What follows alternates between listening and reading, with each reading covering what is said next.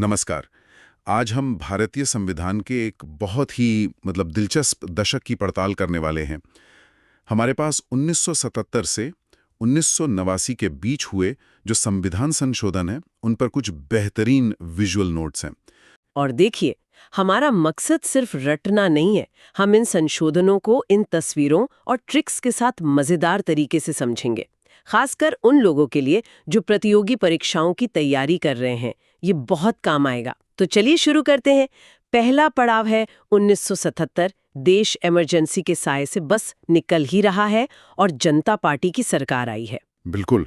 और ये दौर सिर्फ सरकार बदलने का नहीं था, ये एक तरह से लोकतंत्र की मरम्मत का दौर था।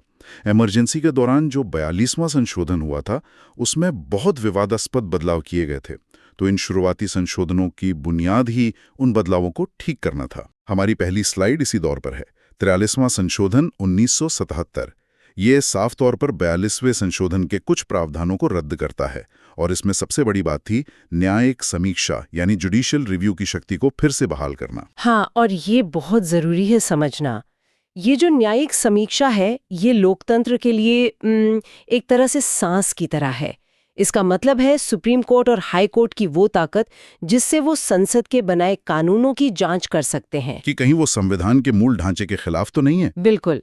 42वें संशोधन ने इस शक्ति पर रोक लगाने की कोशिश की थी। 43वें ने उस रोक को हटाकर न्यायपालिका की स्वतंत्रता को फिर से स्थापित किया। मतलब ये एक तरह से सिस्टम का अपने ही जख्मों पर मरहम लगाना था। अच्छा, अब आते हैं 44वें संशोधन पर, 1978 का। इन नोट्स में से मोस्ट इंपॉर्टेंट का टैग दिया गया है, और इसने दो बहुत बड़े बदलाव किए। हाँ, दो बहुत बड़े। पहला तो संपत्ति के अधिकार को मूल अधिकारों की सूची से हटा दिया। यहाँ जो विजुअल है वो भी बड़ा मजेदार है। एक पैसों की पोटली फंडामेंटल राइट्स के घर से निकलकर लीगल राइट्स के एक नए घर में जा रही है। हाँ, अनुच्छेद 300A में। देखिए, ये सिर्फ एक घर बदलना नहीं था, ये सोच में एक बहुत बड़ा बदलाव था। इसका सीधा मतलब था कि देश के विकास के लिए, सामाजिक कल्याण के लिए अगर सरकार को जमीन चाहिए तो वो ले सकती है, बशर्ते उचित मुआवजा दिया जाए। हाँ बिल्कुल। अब कोई ये कहकर अदालत नहीं जा सकता था कि मेरे मूल अधिकार का हनन हो रहा है। इन नोट्स में इसे याद रखने की एक ट्रिक भी दी है। 4+4 = 8, यानी संपत्ति के ठाठ खत्म। ये ट्रिक अच्छी है, मतलब एग्जाम के लिए काम आ सकती है, पर इसके पीछे का जो कॉन्सेप्ट है वो ज्यादा जरूरी है। सही बात है। अच्छा, इसी संशोधन ने एक और ऐतिहासिक बदलाव किया, आपातकाल लगाने की वजहों को लेकर। हाँ। आंतरिक अशांति यानी इंटरनल डिस्टर्बेंस, इस शब्द को हटा दिया और इसकी जगह सशस्त्र विद्रोह, आर्म्ड रिबेलियन जैसा ठोस शब्द लाया गया। ये 1975 के इमरजेंसी से सीखा गया सबसे सीधा और जरूरी सबक था। आंतरिक अशांति की कोई साफ परिभाषा ही नहीं थी। मतलब सरकार किसी भी बड़े विरोध प्रदर्शन को आंतरिक अशांति कह सकती थी। और कहा भी गया, सशस्त्र विद्रोह शब्द ने सरकार के हाथ एक तरह से बांध दिए। अब इमरजेंसी तभी लग सकती है जब देश के अंदर हथियारों के साथ विद्रोह हो। इस दौर का आखिरी संशोधन है 45वां 1980 का। ये SC/ST आरक्षण को अगले 10 सालों के लिए 1990 तक बढ़ा देता है। तो ये था जनता पार्टी का दौर, जहां मुख्य फोकस इमरजेंसी के असर को पलटने पर था। अब आगे बढ़ते हैं। 80 का दशक शुरू हो चुका है और संशोधनों का फोकस भी बदल रहा है। हाँ, अब जोर बड़ी वैचारिक बदलावों पर नहीं, बल्कि शासन की जो व्यवहारिक चुनौतियां हैं उनसे निपटने पर था। जैसे हमारी अगली स्लाइड में है, टैक्स सुधार, भूमि कानून और पंजाब जैसे राज्यों में सुरक्षा का संकट। 48वां संशोधन 1982, इसने बिक्री कर यानी सेल्स टैक्स की कुछ कमियों को दूर किया। फिर 47वें ने 14 और भूमि सुधार कानूनों को नवी अनुसूची में डाल दिया। और ये नवी अनुसूची अपने आप में एक दिलचस्प चीज है। ये एक तरह का संवैधानिक सेफ डिपॉजिट बॉक्स था। मतलब इसमें जो कानून डाल दिए वो कोर्ट में चैलेंज नहीं हो सकते। हाँ, कोशिश यही थी ताकि भूमि सुधार जैसे कार्यक्रम कानूनी पछड़ों में ना फंसे। हालांकि अब ऐसा नहीं है। सुप्रीम कोर्ट ने साफ कर दिया है कि 1973 के बाद इस अनुसूची में डाले गए किसी भी कानून की समीक्षा हो सकती है। अच्छा। इसी दौर में 48वां संशोधन आया, जिसने पंजाब में राष्ट्रपति शासन को 1 साल से ज्यादा बढ़ाने की इजाजत दी। ये उस समय पंजाब के हालात को दिखाता है। बिल्कुल। और 49वें ने त्रिपुरा को जनजातीय क्षेत्र का दर्जा दिया। लेकिन यहाँ 50वां संशोधन 1984 का, वो काफी दिलचस्प है। ये संसद को अधिकार देता है कि वो खुफिया एजेंसियों और सेना के मूल अधिकारों को सीमित कर सके। ये राष्ट्रीय सुरक्षा और व्यक्तिगत स्वतंत्रता के बीच का जो एक हमेशा से चला आ रहा तनाव है उसे दिखाता है। मतलब तर्क ये है कि जो लोग देश की सबसे संवेदनशील जानकारी से जुड़े हैं, उनके कुछ अधिकार जैसे बोलने की आज़ादी या संगठन बनाने की आज़ादी, उन पर देश हित में कुछ रोक लगाना जरूरी है, ताकि कोई खुफिया जानकारी लीक ना हो। बिल्कुल, अनुशासन और गोपनीयता बनाए रखने के लिए। नोट्स में इसकी भी एक ट्रिक है, देश की सुरक्षा के साथ 50-50 चांस नहीं ले सकते हैं। सही है। चलिए अब उस संशोधन पर आते हैं जिसने भारतीय राजनीति की एक बहुत बड़ी बीमारी का इलाज करने की कोशिश की। मैं दल बदल की बात कर रहा हूँ। आया राम गया राम। 52वां संशोधन 1985, इसे भी नोट्स में मोस्ट इंपॉर्टेंट कहा गया है। इसने दल बदल विरोधी कानून बनाया और संविधान में 10वीं अनुसूची जोड़ी। और ये कानून सिर्फ विधायकों की खरीद फरोख्त रोकने के लिए नहीं था, ये भारतीय राजनीति में एक बड़े बदलाव का संकेत था। किस तरह का बदलाव? इसने पहली बार एक व्यक्तिगत विधायक या सांसद की मर्जी पर पार्टी के अनुशासन को तरजीह दी। मतलब इसने पार्टी को व्यक्ति से ज्यादा ताकतवर बना दिया।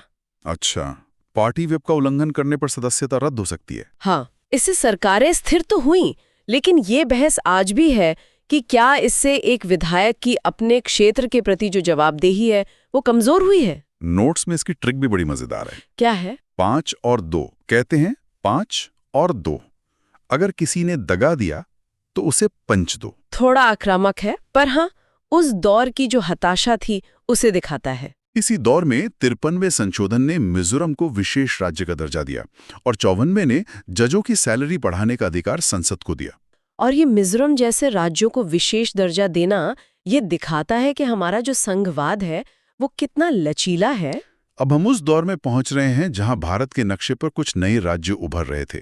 55वां संशोधन 1986 अरुणाचल प्रदेश को पूर्ण राज्य का दर्जा देता है। इसकी ट्रिक है, बचपन से राज्य बनने का सपना था।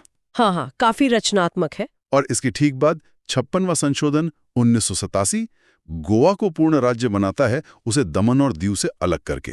और यहाँ की ट्रिक तो और भी जबरदस्त है। बताइए। गोवा जाने के लिए 56 इंच का जिगरा चाहिए।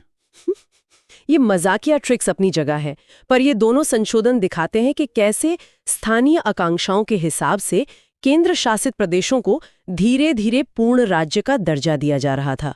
ये सत्ता का विकेंद्रीकरण था। इसी सिलसिले में 58वां संशोधन भी है 1987 का, जिसने राष्ट्रपति को संविधान का हिंदी में प्राधिकृत पाठ यानी ऑथोरिटेटिव टेक्स्ट प्रकाशित करने का अधिकार दिया। इसका क्या महत्व है? ये बहुत महत्वपूर्ण था। ये संविधान को देश की एक बड़ी आबादी के लिए उनकी अपनी भाषा में पहुंचाने की दिशा में एक बड़ा कदम था। कानून जब तक आम लोगों की भाषा में ना हो तब तक वो उनसे दूर रहता है। सही बात है। और अब हम आते हैं उस एक संशोधन पर जिसने शायद इस पूरे दशक में आम नागरिक पर सबसे गहरा और सीधा असर डाला। मैं समझ गई आप किसकी बात कर रही हैं। एक ऐसा बदलाव जिसने रातों रात करोड़ों लोगों को भारतीय लोकतंत्र की मुख्य धारा में ला खड़ा किया। बिल्कुल। 61वां संशोधन 1989 नोट्स में से सुपर इंपॉर्टेंट मार्क किया गया है। इसने मतदान की आयु 21 साल से घटाकर 18 साल कर दी। ये क्रांतिकारी फैसला था। उस वक्त बहुत बहस हुई थी इस पर। कुछ लोग कहते थे कि 18 साल के युवा नासमझ होते हैं, वो सही फैसला कैसे लेंगे। लेकिन सरकार का तर्क था कि अगर 18 साल का युवा देश के लिए लड़ सकता है तो अपनी सरकार क्यों नहीं चुन सकता। सही बात है। और इस एक बदलाव ने भारतीय राजनीति का पूरा गणित ही बदल दिया। राजनीतिक दलों को भी अपनी रणनीति बदलनी पड़ी होगी। अचानक से करोड़ों युवा वोटर बन गए थे। बिल्कुल। इसके बाद से ही राजनीतिक दलों ने युवाओं पर ध्यान देना शुरू किया। रोजगार, शिक्षा, ये मुद्दे और भी ज्यादा अहम हो गए। इसने सच में हमारे लोकतंत्र को और युवा बना दिया। इसे याद रखने का तरीका भी नोट्स में बड़ा अच्छा है। 61 यानी 61 सुनने में 21 जैसा लगता है, यानी 21 की उम्र को बदला गया। हाँ, ये काफी अच्छा है। लेकिन इसी आखिरी दौर में एक विवादास्पद संशोधन भी हुआ। 59वां संशोधन 1988 इसने पंजाब में आंतरिक अशांति के आधार पर आपातकाल लगाने की अनुमति दे दी। एक मिनट, ये तो 44वें संशोधन के बिल्कुल उल्टा है, जिसने इसी शब्द को हटाया था। आपने बिल्कुल सही पकड़ा। ये उस दौर की जटिलता को दिखाता है। एक तरफ देश लोकतंत्र का दायरा बढ़ा रहा था और दूसरी तरफ पंजाब में आतंकवाद अपने चरम पर था। हाँ, सरकार को लगा कि सशस्त्र विद्रोह वाली शर्त वहां के हालात से निपटने के लिए काफी नहीं है। ये एक बहुत ही विवादास्पद कदम था और इसे लोकतंत्र पर एक चोट की तरह भी देखा गया। और इस दौर के आखिर में 60वें संशोधन ने व्यावसायिक कर की सीमा बढ़ाई और 62वें ने एक बार फिर SC/ST आरक्षण को अगले 10 साल यानी साल 2000 तक के लिए बढ़ा दिया। भारत के लिए बहुत उथल-पुथल वाला था। बहुत ज्यादा। बिल्कुल। तो चलिए इसी उथल-पुथल की कहानी से शुरू करते हैं। एक तरफ पंजाब सुलग रहा था और दूसरी तरफ दिल्ली एक नई पहचान बनाने की कोशिश कर रही थी। ये उस दौर का बिल्कुल सही वर्णन है और इसकी शुरुआत होती है 63वें संशोधन से 1989 में। इसने पंजाब में लगे आपातकाल के कुछ कठोर प्रावधानों वाले 59वें संशोधन को रद्द कर दिया। तो मतलब कागज पर तो एक अच्छा कदम था, लगा कि हालात सामान्य हो रहे हैं। लेकिन ये तो बड़ा विरोधाभासी लगता है। मतलब एक तरफ 63वें संशोधन में आप आपातकाल के नियम हटा रहे हैं और तुरंत बाद 1990 में 64वें संशोधन के जरिए पंजाब में राष्ट्रपति शासन की अवधि बढ़ा रहे हैं। बहुत अच्छा सवाल है। क्या सरकार खुद ही उलझन में थी कि पंजाब में करना क्या है? ये विरोधाभास ही उस समय की जमीनी हकीकत को दिखाता है। सरकार शांति का एक मौका देना चाहती थी, इसलिए कठोर कानून वापस लिए। अच्छा। लेकिन आतंकवाद पर काबू नहीं पाया जा सका, इसलिए राष्ट्रपति शासन को जारी रखना एक मजबूरी बन गया था। और फिर उसे आगे भी बढ़ाया गया। हाँ, पहले 67वें संशोधन से 4 साल और फिर 68वें से 5 साल तक। ये एक के बाद एक संशोधन दिखाते हैं कि हालात कितने बेकाबू थे। तो एक राज्य में हालात बद से बदतर हो रहे थे, लेकिन इसी दौर में देश की राजधानी दिल्ली की किस्मत बदल रही थी। हाँ, और यहाँ आता है 69वां संशोधन 1991 का, जिसे हमारे स्रोत में मोस्ट इंपॉर्टेंट का दर्जा दिया गया है। और ये वाकई में उतना ही महत्वपूर्ण है। इसने दिल्ली के राजनीतिक इतिहास में एक नया अध्याय लिखा। क्या हुआ था इसमें? इसी संशोधन ने दिल्ली को राष्ट्रीय राजधानी क्षेत्र यानी NCR का विशेष दर्जा दिया और सबसे बड़ी बात, उसे अपनी चुनी हुई विधानसभा और मंत्री परिषद दी। अरे वाह। हाँ, ये दिल्ली के लिए एक बहुत बड़ा कदम था। एक केंद्र शासित प्रदेश होते हुए भी उसे एक राज्य जैसी शक्तियां मिल रही थी। और इसे याद रखने की ट्रिक भी बड़ी मजेदार है। क्या है? दिल्ली का ट्रैफिक उल्टा पुल्टा 69 है। तो 69 का अंक और दिल्ली की उलझी हुई पहचान, ये ट्रिक दोनों को जोड़ देती है। हाँ, ये बढ़िया है।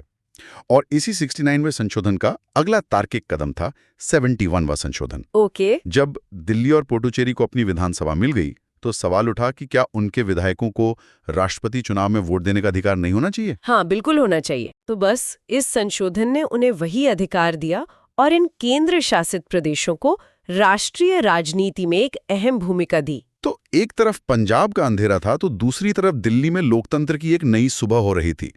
लेकिन सत्ता का ये खेल सिर्फ दिल्ली तक सीमित नहीं था। नहीं, अब बात आती है उस क्रांति की जिसने भारत के लोकतंत्र का नक्शा हमेशा के लिए बदल दिया। आप 73rd और 74th संशोधन की बात कर रही हैं? जी, ये भारतीय संविधान के इतिहास के सबसे बड़े बदलावों में से हैं। 1992 में हुए इन 2 संशोधनों ने वो किया जिसका सपना महात्मा गांधी ने देखा था, ग्राम स्वराज। ये तो सच में बहुत बड़ा बदलाव था।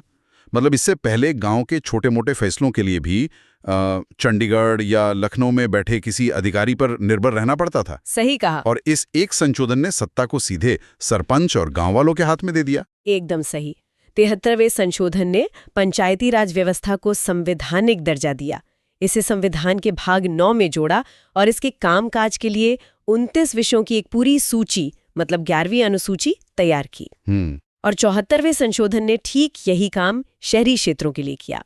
इसने नगर पालिकाओं को संवैधानिक दर्जा दिया, जिसे भाग 9A में जोड़ा गया और 18 शहरी विषयों की 12वीं अनुसूची बनाई गई। और शायद इसीलिए इसे साइलेंट रेवोल्यूशन यानी खामोश क्रांति भी कहा जाता है। बिल्कुल, बिना किसी शोर शराबे के इसने भारत में लोकतंत्र की जड़ें बहुत गहरी कर दी। इसी दौर में एक और छोटा लेकिन महत्वपूर्ण बदलाव त्रिपुरा के लिए हुआ था 72वें संशोधन के जरिए। हाँ, उसके तहत वहां की विधानसभा में अनुसूचित जनजातियों के लिए आरक्षण सुनिश्चित किया गया। ठीक है। और इसी के साथ साथ एक और मुद्दा था जो बार बार सामने आ रहा था, और वो था सामाजिक न्याय और आरक्षण का सवाल। बिल्कुल। तो अब हम अपने अगले पड़ाव पर आते हैं, संतुलन की खोज, आरक्षण की पहेली। इसकी शुरुआत होती है 65वें संशोधन से। हाँ, 1990 में ये एक बहुत महत्वपूर्ण कदम था। इससे पहले एससी और एसटी के हितों की रक्षा के लिए एक विशेष अधिकारी होता था, सिर्फ एक व्यक्ति। अच्छा, एक सदस्यीय व्यवस्था थी। जी, 65वें संशोधन ने इस व्यवस्था को बदलकर एक बहुसदस्यीय राष्ट्रीय आयोग बनाया। इसका फायदा ये हुआ कि अब किसी एक व्यक्ति की जगह एक पूरा आयोग इन समुदायों के अधिकारों की निगरानी और सुरक्षा के लिए संवैधानिक रूप से जिम्मेदार था। और इसे याद रखने के लिए स्रोत में एक बहुत प्यारी सी ट्रिक दी है। बताइए। 65 की उम्र में सहारे यानी आयोग की जरूरत होती है। ये 65 नंबर को आयोग की स्थापना से बड़ी आसानी से जोड़ देता है। हाँ, ये तो सिर्फ शुरुआत थी। इसके बाद आरक्षण का मुद्दा और जटिल होता गया। कैसे? 1995 में 77वां संशोधन आया, जिसने SC/ST समुदाय के लिए सरकारी नौकरियों में पदोन्नति यानी प्रमोशन में आरक्षण का रास्ता खोल दिया। ये एक बहुत बड़ा नीतिगत फैसला था। और इसके लिए भी एक ट्रिक है, साथ साथ 77 तरक्की करेंगे। वाह! 77 का अंक और तरक्की यानी प्रमोशन, एक बहुत अच्छा कनेक्शन है। लेकिन मुझे एक बात समझ नहीं आई।